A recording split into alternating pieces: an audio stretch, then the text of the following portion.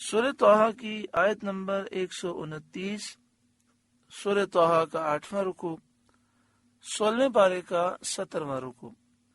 یہ 16ویں پارے کا آخری رکوع ہے۔ ارشاد فرمایا وَلَوْلَا كَلِمَةٌ سَبَقَتْ مِن رَبِّكَ لَكَانَ لِزَامًا وَأَجَلٌ مُّسَمًّى، اور اگر تمہارے رب کی ایک بات نہ گزر چکی ہوتی تو ضرور عذاب انہیں لپٹ جاتا، اور اگر نہ ہوتا ایک وعدہ ٹھہرایا ہوا۔ تمہارے رب کی ایک بات نہ گزر چکی ہوتی، اس سے مراد ہے یہ کہ امت محمد صلی اللہ علیہ وسلم کے عذاب میں تاخیر کی جائے گی، یہ اللہ تعالیٰ نے فرمایا ہے۔ اور دوسری بات یہ کہ ایک وقت مقرر ہے کہ قیامت میں عذاب ہوگا۔ اگر یہ بات نہ ہوتی تو دنیا ہی میں کافروں پر فوراً عذاب آ جاتا۔ فَاصْبِرْ عَلَى مَا يَقُولُونَ، تو ان کی باتوں پر صبر کریں۔ وَسَبِّحْ بِحَمْدِ رَبِّكَ قَبْلَ طُلُوعِ الشَّمْسِ، اور اپنے رب کی حمد کرتے ہوئے اس کی پاکی بیان کریں، سورج چمکنے سے پہلے یعنی نماز فجر ادا کریں۔ وَقَبْلَ غُرُوبِهَا، اور اس کے ڈوبنے سے پہلے یعنی ظہر اور عصر کی نماز ادا کریں، جو دن کے نصف اخیر میں سورج کے زوال اور غروب کے درمیان واقع ہوتی ہیں۔ یعنی سورج ڈھلنے سے ظہر کا وقت شروع ہوتا ہے اور پھر غروب آفتاب سے پہلے عصر کا وقت ہے۔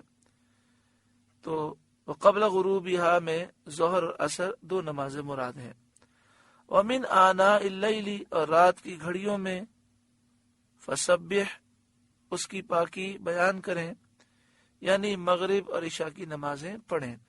وَأَطْرَافَ النَّهَارِ، اور دن کے کناروں پر یعنی فجر اور مغرب کی نماز ادا کریں۔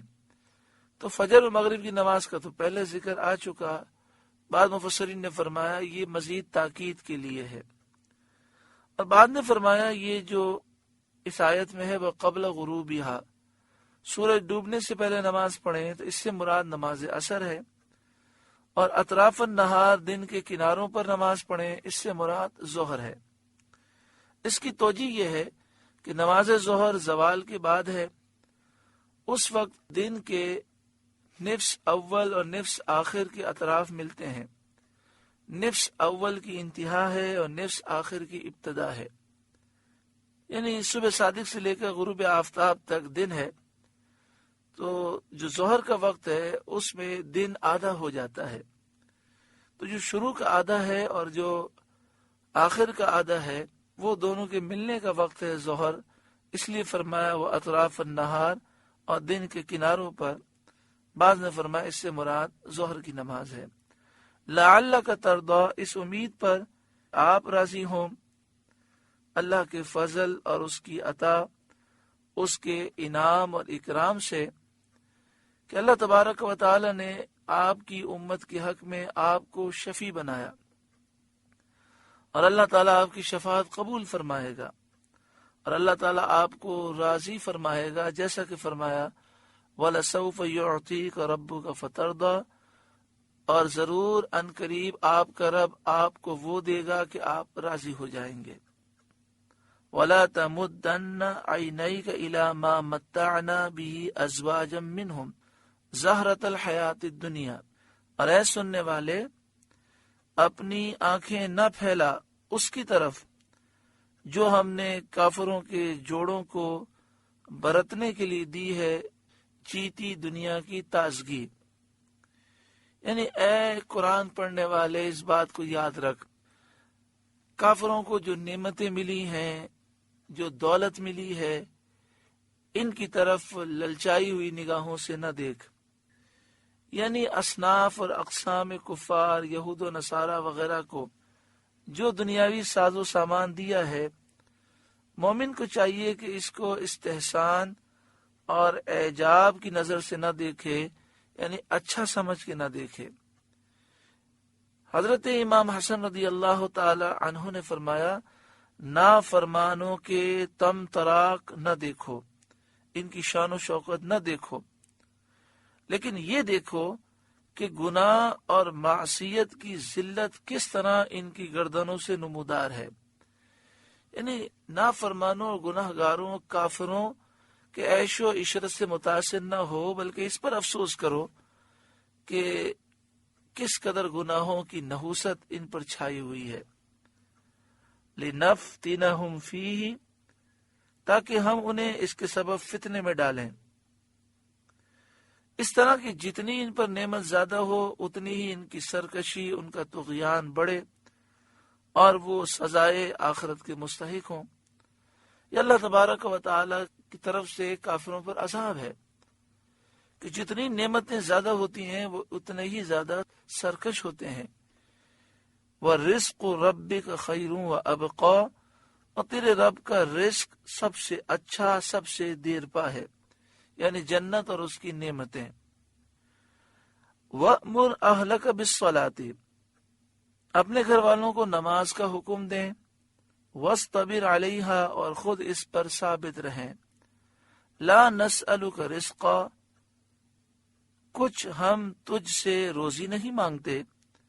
نَحْنُ نَرْزُقُكَ، ہم تجھے روزی دیں گے، یعنی ہم اس کا مکلف تمہیں نہیں کرتے کہ ہماری مخلوق کو روزی دو، یا اپنے آپ کو روزی دو، یا اپنے گھر والوں کو روزی دو، بلکہ روزی ہم دیتے ہیں، انہیں بھی اور تمہیں بھی۔ تو روزی کے غم میں نہ پڑ، روزی کی تلاش ضرور کر، لیکن دل میں روزی کا غم نہ رکھ، اپنے دل کو آخرت کے امر کے لیے فارغ رکھ کہ جو اللہ کے کام میں ہوتا ہے اللہ اس کی کارسازی کرتا ہے۔ وَالْعَاقِبَةُ لِلتَّقْوَىٰ، اور انجام کا بھلا پرہیزگاری کے لیے ہے، کامیاب پرہیزگاری ہوں گے۔ وَقَالُوا، اور کافر بولے، لَوْلَا يَأْتِينَا بِآيَةٍ مِّن رَّبِّهِ، یہ نبی اپنے رب کے پاس سے کوئی نشانی کیوں نہیں لاتے؟ یعنی کافروں نے کہا کہ ایسی نشانی کیوں نہیں لے کر آتے جس سے ثابت ہو کہ سچے نبی ہیں، حالانکہ کثیر نشانیاں آ چکی تھیں، مسلسل معجزات ظاہر ہو رہے تھے، پھر بھی کفار اندھے بنے رہے، اور انہوں نے نبی اکرم صلی اللہ علیہ وآلہ وسلم کی نسبت یہ کہہ دیا کہ آپ اپنے رب کے پاس سے کوئی نشانی کیوں نہیں لاتے۔ اولم تأتیہم بینۃ ما فی الصحف الاولی، اور کیا انہیں اس کا بیان نہ آیا جو پچھلے صحیفوں میں ہے، یعنی قرآن کریم اور سید عالم صلی اللہ علیہ وسلم کی بشارت اور آپ کی نبوت اور بعثت کا ذکر، یہ پچھلی کتابوں میں ہے۔ یہ کیسی عظیم نشانیاں ہیں، ان کے ہوتے ہوئے اور کسی نشانی کو یہ کیوں طلب کرتے ہیں؟ وَلَوْ أَنَّا أَهْلَكْنَاهُمْ بِعَذَابٍ مِّن قَبْلِهِ، اور اگر ہم انہیں کسی عذاب سے ہلاک کر دیتے رسول کے آنے سے پہلے، لَقَالُوا رَبَّنَا لَوْلَا أَرْسَلْتَ إِلَيْنَا رَسُولًا، تو ضرور کہتے، اے ہمارے رب، تو نے ہماری طرف کوئی رسول کیوں نہ بھیجا۔ اگر رسول کے آنے سے پہلے عذاب آ جاتا تو کل بروز قیامت یہ لوگ کہتے کہ ہماری طرف تو نے رسول کیوں نہ بھیجا۔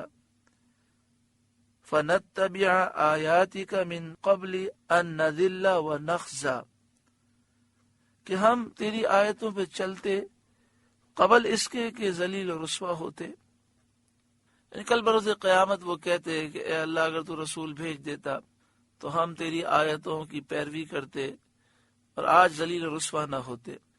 قل، اے محبوب آپ فرمائیے، کل متربص، سب راہ دیکھ رہے ہیں، ہم بھی اور تم بھی۔ مشرکین نے کہا تھا کہ ہم زمانے کے حوادث اور انقلاب کا انتظار کرتے ہیں کہ کب مسلمانوں پر آئیں اور ان کا قصہ ختم ہو۔ اس پر یہ آیت نازل ہوئی اور بتایا گیا کہ تم مسلمانوں کی تباہی اور بربادی کا انتظار کر رہے ہو اور مسلمان تمہارے عذاب کا انتظار کر رہے ہیں۔ قل اے محبوب آپ فرمائیے کل متربص، سب راستہ دیکھ رہے ہیں، فتربصوا، تو تم بھی راہ دیکھو، فستعلمون من اصحاب الصراط السوی ومن اہتدی، تو ان قریب تم جان جاؤ گے کہ کون ہیں سیدھی راہ والے اور کس نے ہدایت پائی۔ الحمدللہ 16واں پارہ مکمل ہوا۔ اللہ رب العالمین اس پارے کے نور سے ہمارے قلوب کو روشن منور فرمائے۔ سورہ طٰہٰ بھی مکمل ہوئی۔ سورہ طٰہٰ کی جو نسبت ہے، طٰہٰ نبی اکرم صلی اللہ علیہ وآلہ وسلم کا مبارک نام ہے۔ اللہ تعالی حضور صلی اللہ علیہ وآلہ وسلم کے سینے مبارک کے صدقے میں ہمارے سینوں کو قرآن پاک کے نور سے روشن منور فرمائے۔